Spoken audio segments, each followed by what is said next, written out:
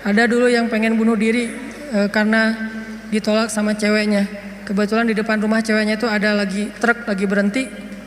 Terus dia balapan, sengaja nabrakin dirinya ke truk yang lagi berhenti, tepat di depan rumah ceweknya. Kenapa? Pengen nunjukin ke ceweknya, aku nggak bisa hidup tanpa kamu. Coba. Kenapa bisa kejadian kayak gini? Karena hatinya tidak dikuatkan. Kenapa ada orang yang berkali-kali diputusin, tetap aja datang lagi. Kuat banget tuh hatinya. Berkali-kali diputusin, datang lagi. Bukan datang ke yang lain, datang ke yang sama. Sampai orang yang putusinnya, yang putus asa memutuskan, akhirnya menerima. Nah, di sini berarti bukan soal layak dan tidak, soal siapa yang paling sabar ya. Kan kata Umar bin Khattab, rahasia kemenangan dalam satu pertarungan, ini yang ngomong jawaranya ya, Umar bukan saya. Kalau saya mungkin bukan petarung, kalau Umar kan petarung. Dia ngomong apa? Rahasia kemenangan dalam satu pertarungan bukan teknik, bukan kekuatan fisik, tapi ketahanan, kesabaran. Siapa yang paling sabar, dia yang akan menang. Siapa yang paling sabar sampai ronde 10, maka dialah yang menang. Begitu juga dalam kehidupan, siapa yang paling kuat, dialah yang akan sukses, yang paling sabar. Ternyata kadang Allah menolong kita bukan dengan cara buat hidup kita nggak ada masalah. Justru kadang masalah itu kuliah buat kita. Masalah itu nyantri buat kita. Masalah itu kursus buat kita, biar kita mengerti kebaikan. Mengerti artinya menjadi orang yang tangguh, tapi Allah kuatkan hati kita. Sehingga kita berbaik sangka. Ihfazillah yahfazka. Jaga Allah, Allah jaga kamu. Berbaik sangka kepada Allah. Misalnya lagi ada musibah, oh kayaknya Allah mau ganti yang lebih baik nih. Kayak gitu. Ada musibah langsung berbaik sangka, Allah mau ganti yang lebih baik. Istri saya tuh salah satunya, dan beliau aktivis mengurus pasien-pasien kanker yang kurang mampu di Bandung.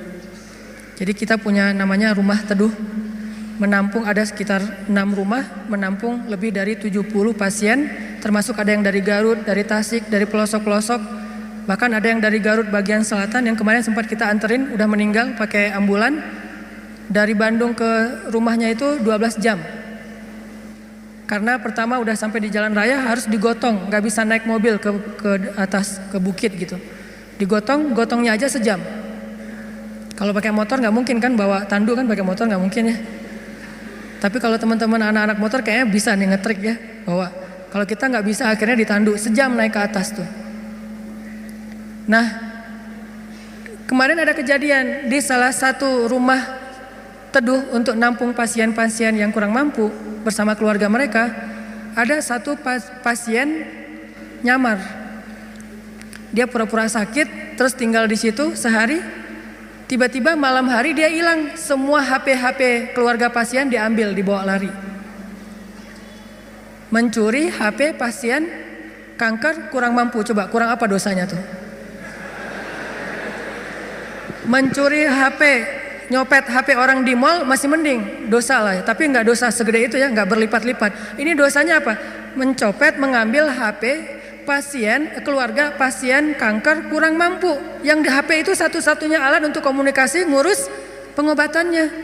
Kita nelpon mereka juga di situ, nelpon dokter lewat HP itu, diambil sama dia. Hilang sekitar 5 HP, 5 pasien. Langsung kita coba snapgram di sosial media. Dalam hitungan jam Allah ganti HP yang lebih bagus, jumlahnya 2 kali lipat. Itu juga kita stop, kalau enggak mungkin 10 kali lipat jumlahnya, bisa jualan HP itu.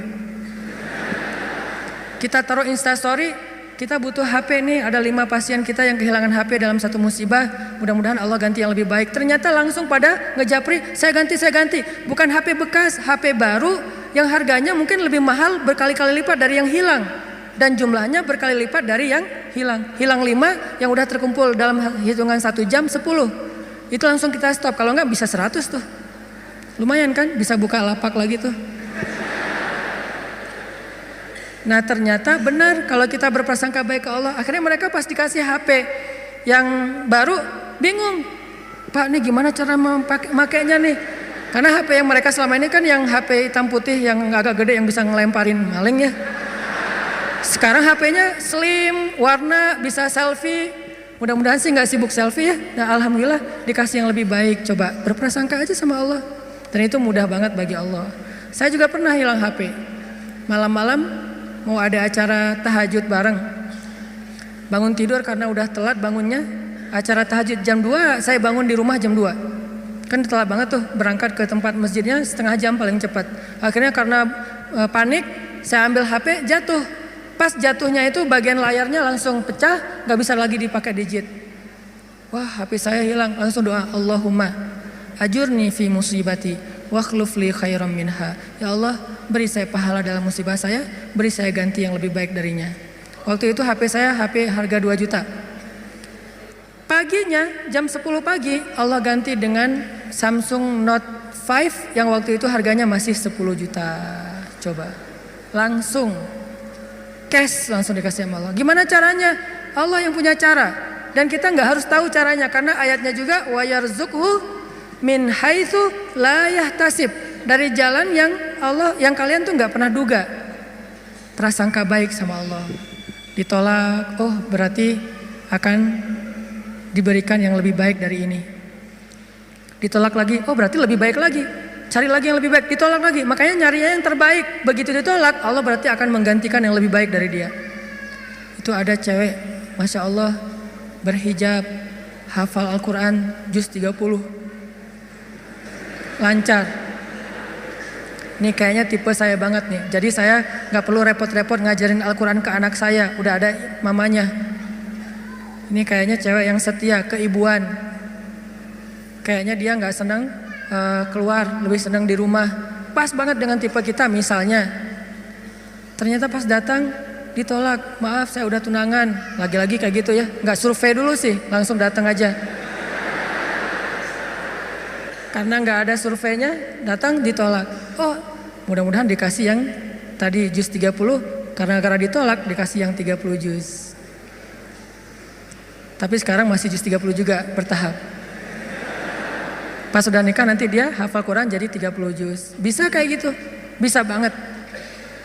Kerjaan, ada satu kerjaan yang kita gak berhasil, satu usaha nih. Lagi mulai usaha kecil, modal 1 juta usaha. Ternyata ada yang gak jujur, kita ketipu, gagal. Jangan langsung berburuk sangka ke Allah, apa maunya lagi Allah nih. Saya kan melakukan usaha ini gara-gara saya meninggalkan riba. Masa saya meninggalkan riba tapi malah makin sulit? Kayaknya Allah gak rela ya, saya mau hijrah. Ya udah deh saya balik lagi, malah saya juga sama Allah. Kayak gitu kan? Berarti kita sudah berburuk sangka kepada diri kita sendiri. Harusnya, oh Allah gak mau ngasih saya rezeki yang receh kayak gini nih. Makanya dibikin ini ada masalah dikit, dikasih rezeki yang lebih besar. Usaha lagi. Dari mana? Kan udah habis modalnya. Bukankah Allah maha kaya? Bukankah Allah alam yajidka yatiman fa'awa wa wajadaka dhallan fahada wa wajadaka ailan fa'aghna. Tinggal kita yakin aja dan berbaik sangka kepada Allah. Makin yakin dan makin berbaik sangka, makin Allah nunjukin hal-hal yang ajaib dalam hidup kita. Saya sering cerita, pasti teman-teman mungkin sebagian pernah dengar di YouTube. Gimana saya ngebuktiin kebesaran Allah dengan sedikit mengambil resiko gambling, yaitu berangkat ke luar negeri gak punya modal sama sekali. Gak bawa duit, 1 rupiah pun gak bawa, berangkat ke luar negeri. Terus apa keyakinan saya? Baik sangka kepada Allahnya. Saya cuma berbaik sangka waktu itu Allah di Indonesia sama Allah di Mesir itu sama. Beda gak Allah di Indonesia dengan di Mesir? Sama kan ya? Terus yang ngasih makan kita di Indonesia? Allah. Berarti yang ngasih makan kita di Mesir? Allah juga. Ya udah, berarti gak ada masalah. Orang yang ngasih makannya sama, kecuali yang ngasih makannya beda. Di Indonesia yang ngasih makan ayah, berarti di Mesir harus cari ayah mertua. Ayah bukan pemberi makan, tetapi ayah yang dengan lewat dialah Allah memberi kita makan. Tapi punya cara yang lain, Allah lah pemberi makan. Akhirnya saya berangkat. Allah di Indonesia dengan Allah di Mesir sama. Apakah Allah akan mengecewakan hambanya yang berbaik sangka? Enggak, ternyata terbukti banget teman-teman. Saya malah merasa sangat diperlakukan dengan istimewa oleh Allah sepanjang perjalanan sampai pulang lagi ke Indonesia. Enggak kelaparan sama sekali. Ikhtiar. Cuman kadang kita ikhtiar habis-habisan, kalau Allah mengatakan tidak ya tetap aja nggak bisa. Ada juga orang yang ikhtiarnya biasa-biasa aja, Allah bilang ya, dapatnya lebih dari apa yang dia ikhtiarkan. Saya jual bakso, jual doang, yang masak teman, karena saya nggak bisa masak. Saya bilang ke teman, lo masakin bakso, nanti biar gua yang jual. Nanti bagi 2, lo 30%, saya 70%. Oh ya boleh, dia masak, terus saya jualan bakso ke warga Indonesia yang ada di Mesir. Plus warga Malaysia, karena Malaysia lebih banyak daripada Indonesia. Indonesia sekitar 3.000, Indonesia sekitar 6.000, Malaysia sekitar 12.000. 2 kali lipat jumlah mahasiswa Malaysia. Jualan. Lagian kalau orang Malaysia mungkin karena nggak terbiasa makan bakso, nggak bisa ngebedain bakso enak dan nggak enak ya. Jadi lebih aman nih. Jangan jual bakso ke orang Bandung, ketahuan banget nggak enaknya. Karena orang Jawa Barat kan banyak jualan bakso tuh. Ini nggak kayak bakso di tempat saya. Jual bakso ke mereka. Dan saya ngasih jumlah pentol baksonya tergantung mood. Kalau orangnya kayaknya nyaman nih, enakan nih, kasih banyak. Kalau orangnya nyebelin, kasih aja 2, cukup lah. Datang wajahnya cemberut gitu, mau apa? Beli bakso. Oh ya, 2 kasih aja. Terus temennya, Mas, iya, mau apa? Mau beli bakso? Boleh? Oh boleh. Oh, kasih 10. Akhirnya pas makan berdua, ngeliat sebelah, kok beda? Beda amalan. Rugi kah? Nggak rugi, untung juga gede. Bakso, catering, jual dolar keliling. Terus pokoknya ada adik-adik kelas baru datang langsung dipalakin. Dolarnya sini. Langsung kasih dengan pon Mesir. Dolar. Dalam sehari bisa dapat $1.000 lumayan. Sampai akhirnya setelah saya berangkat ke Mesir, justru nafkah keluarga saya lebih lancar daripada saya di Indonesia. Buktinya apa? Adik-adik itu sekolah saya biayain, kirim dari Mesir. Dari mulai dia SD, SMP, SMA dibiayain. Terus ibu nanya, saya nanya ke ibu, Mak, kan di Aceh, Mak butuh apa di rumah? Kalau abang ada duit lebih, Mak pengen beli kulkas. Karena seumur-umur saya, kita belum pernah punya kulkas sendiri, rumah juga ngontrak. Kalau Ramadan itu ngambil es dari rumah tetangga. Nah ini mau Ramadan nih, pengen punya kulkas sendiri. Oh boleh Mak, berapa aja lah. Yang 5 juta juga gak apa-apa kata Mak. Kemahalan. Akhirnya saya kirim 1,5 juta beli kulkas yang 1 pintu, yang kecil. Bahagia. Mak butuh apa lagi? Ya ini adik-adik baju lebaran belum dibeli, kirim baju lebaran. Mak butuh apa lagi? Ini uang kontrakan bulan ini belum bayar, kirim. Ternyata benar kalau kita berbaik sangka ke Allah sekali, Allah akan ngebalasnya minimal 10 kali. Sampai menikah di sana, punya anak di sana, pulang ke Indonesia. Saya sering gambling dengan cara berbaik sangka kepada Allah. Tapi jangan gambling sesuatu yang Allah gak janjikan ya. Saya berbaik sangka ke Allah, berdiri aja di rel kereta, pasti gak akan ditabrak lah.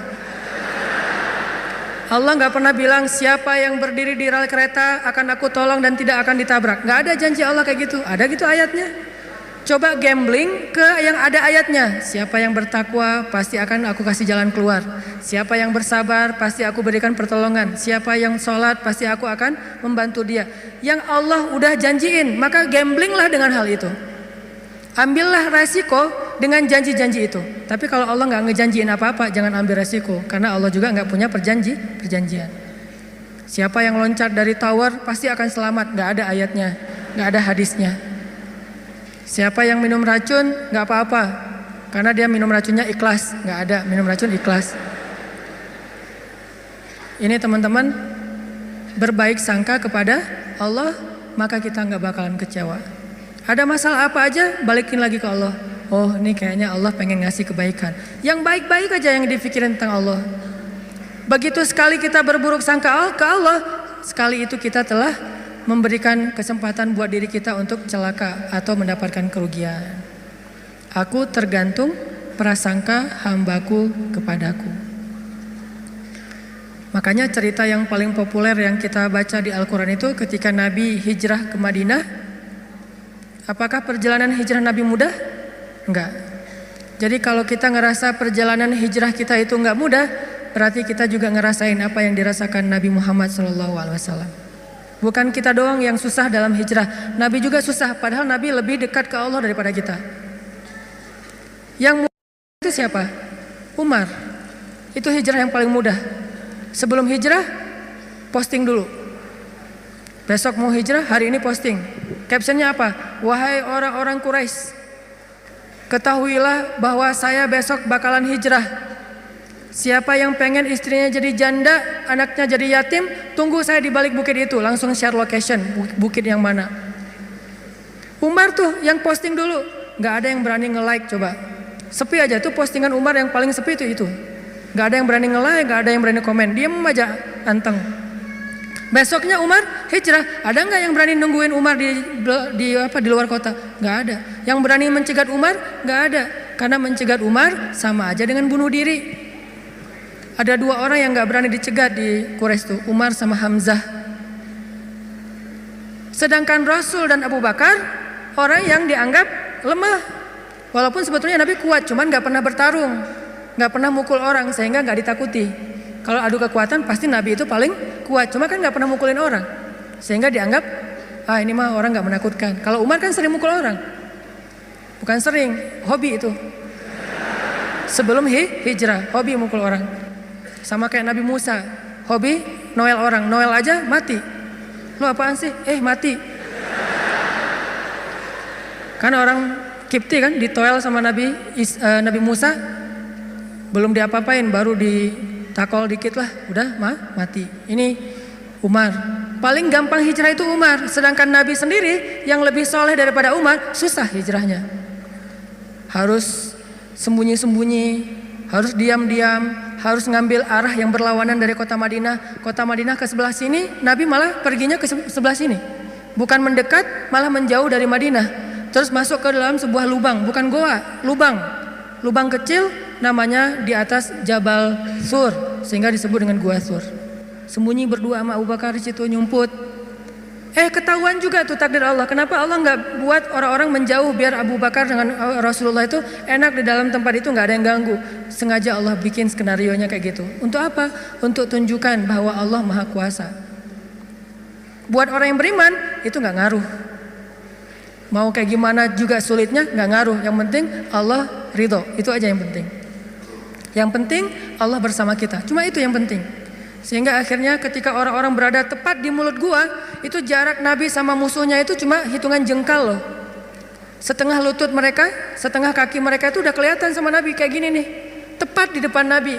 Sampai Abu Bakar berbisik ke Rasulullah, "Ya Rasulullah, kalau mereka ngelihat ke bawah, pasti mereka akan menemukan kita. Gimana nih? Gimana nih?" Abu Bakar yang khawatir. Abu Bakar yang takut, bukan takut dan khawatir terhadap keselamatan dirinya, tapi khawatir terhadap keselamatan kekasihnya Rasulullah SAW. Saking sayangnya Abu Bakar kepada Rasul. "Ya Rasulullah, gimana nih? Apa kata Rasulullah? "Ya Abu Bakar." Lembut Nabi ngomongnya. "Ya Abu Bakar, ma dhannuka bisnain? Allahu salisuhuma." Ya Abu Bakar, kenapa kamu mikir kita berdua doang? Bukankah Allah yang ketiga? Jadi kalau kita merasa sendiri, kenapa kita berpikir kita sendiri? Bukankah Allah yang kedua?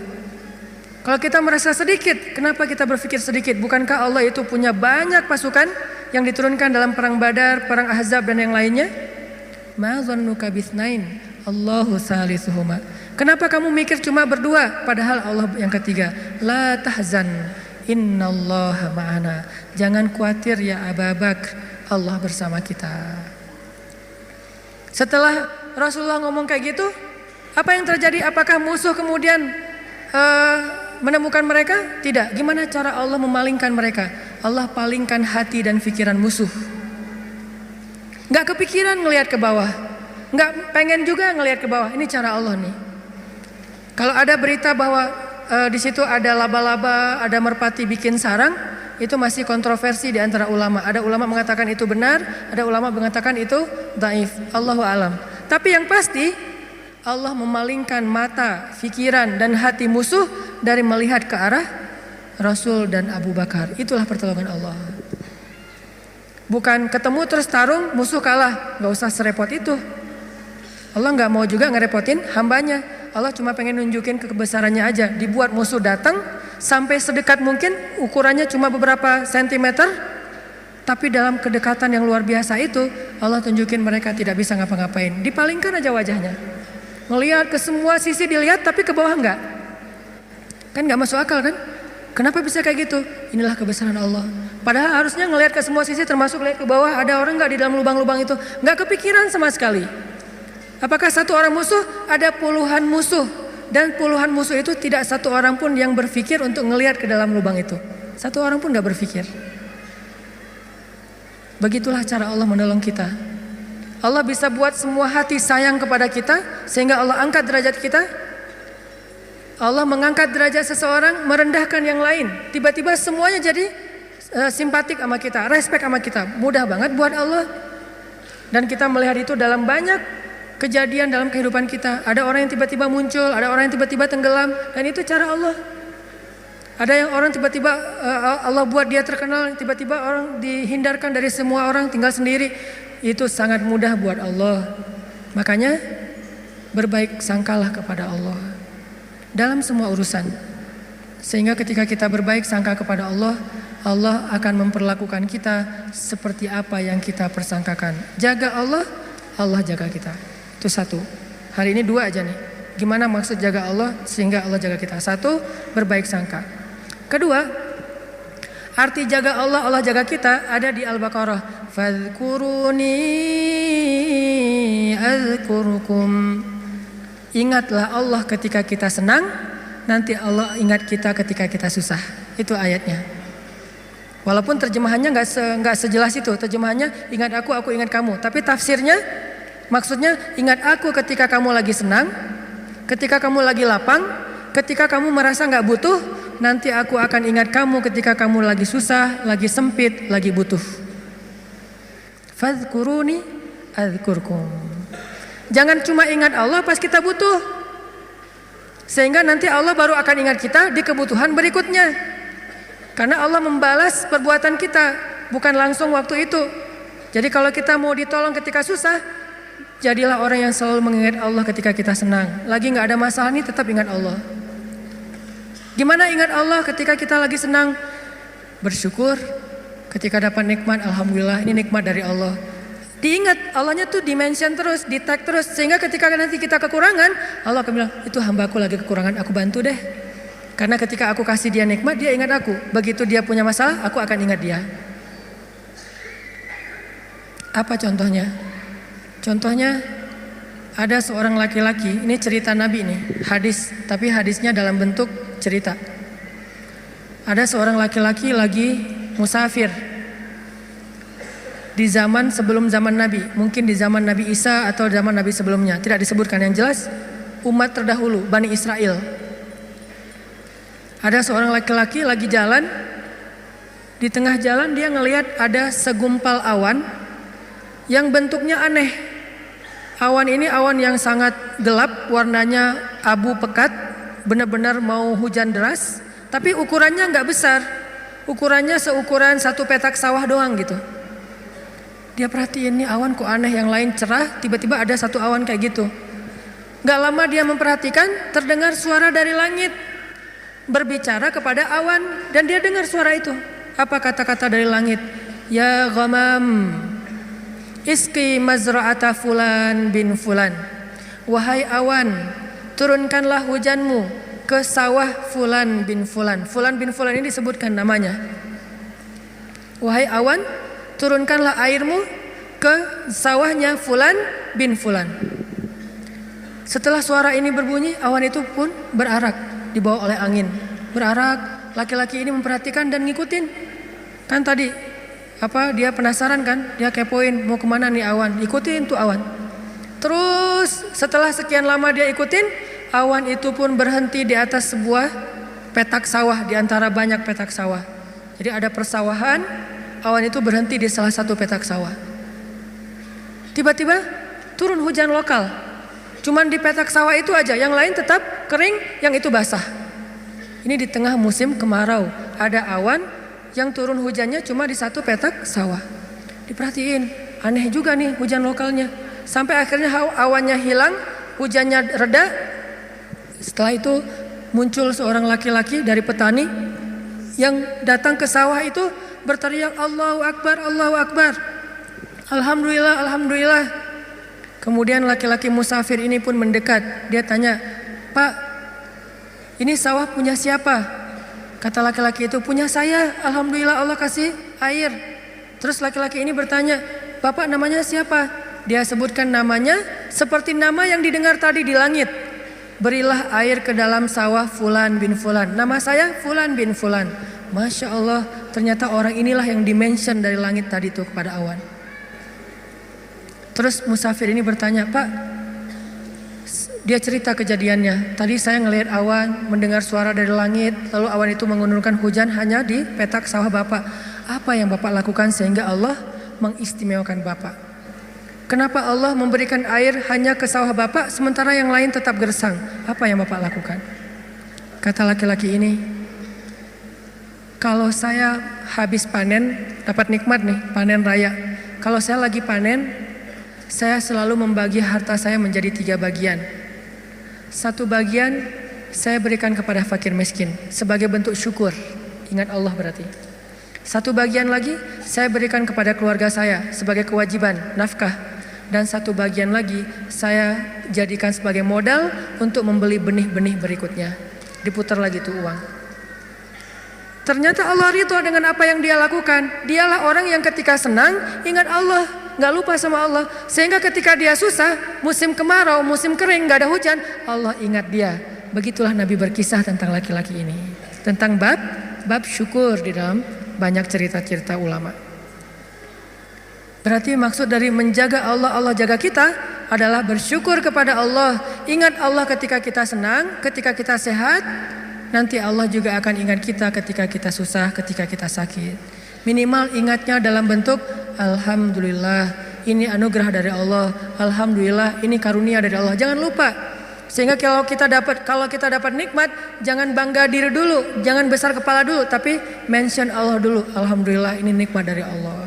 Sehingga nanti kalau kita butuh Allah, Allah akan ingat kita.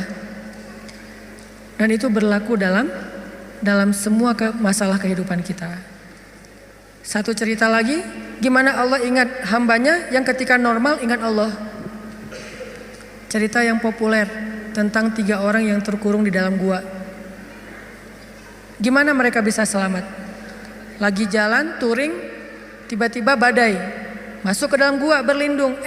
Karena badai akhirnya terkurunglah di dalam gua. Lagi touring tuh. Bahkan mungkin motornya ketinggalan di luar. Karena tadi pas buru-buru ya masuk ke dalam gua, motornya ditaruh di luar, terus mereka longsor. Gimana 3 orang ini bisa selamat dari kurungan gua?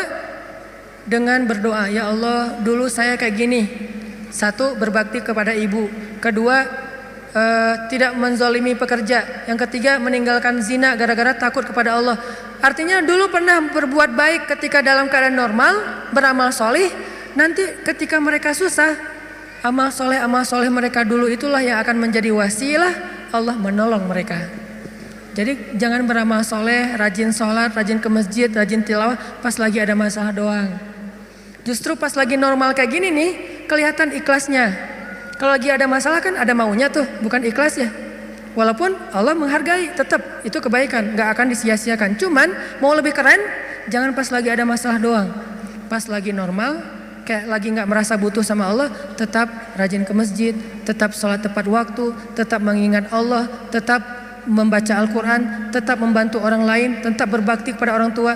Sehingga kalau kita ingat Allah ketika kita lagi normal, lagi susah, lagi suka, lagi lapang, nanti Allah Subhanahu wa Ta'ala akan mengingat kita ketika kita lagi susah dan lagi sempit. Itulah yang terjadi dalam banyak kisah-kisah yang diceritakan oleh Nabi. Mudah-mudahan ini bisa jadi booster buat kita teman-teman. Kesimpulannya satu-satunya berbuat baik atau habis-habisan yang gak bakalan dikecewain itu adalah habis-habisan kepada Allah. PDKT yang gak bakalan kecewa itu PDKT-nya kepada Allah. Telepon yang gak bakalan di-reject itu telepon Allah. Japri yang gak bakalan diantepin, japri ke Allah.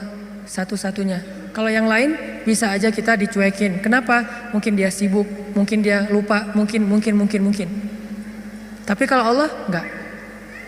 Kedua, maka dari itu coba kita jaga hubungan kita dengan Allah.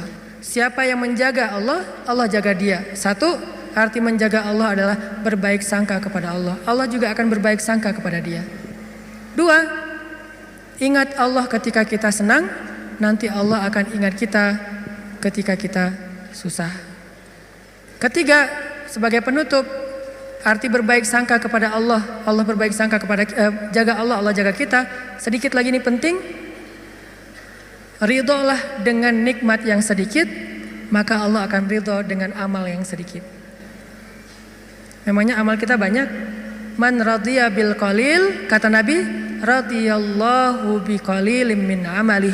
Siapa yang ridho dengan nikmat Allah yang sedikit, menurut dia sedikit, maka nanti Allah juga akan ridho dengan amalnya yang sedikit. Salat kita yang pas-pasan, ibadah kita yang pas-pasan, tilawah kita yang pas-pasan, Allah ridho. Kenapa Allah ridho?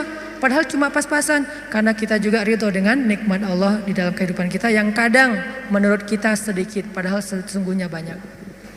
Mudah-mudahan ini jadi penyemangat buat kita untuk terus mendekat kepada Allah Subhanahu Wa Taala. Jangan kecewain Allah, maka Allah gak bakalan ngecewain kita. Kenyataannya sering kita ngecewain Allah, Allah juga belum ngecewain kita. Tapi Allah punya batasan. Kalau kita terus-terusan kayak gitu, nanti akan datang janji Allah membalas suatu keburukan sesuai dengan perbuatan yang buruk itu. Nauzubillahi min dzalik. Barakallahu li wa lakum. Wassalamualaikum.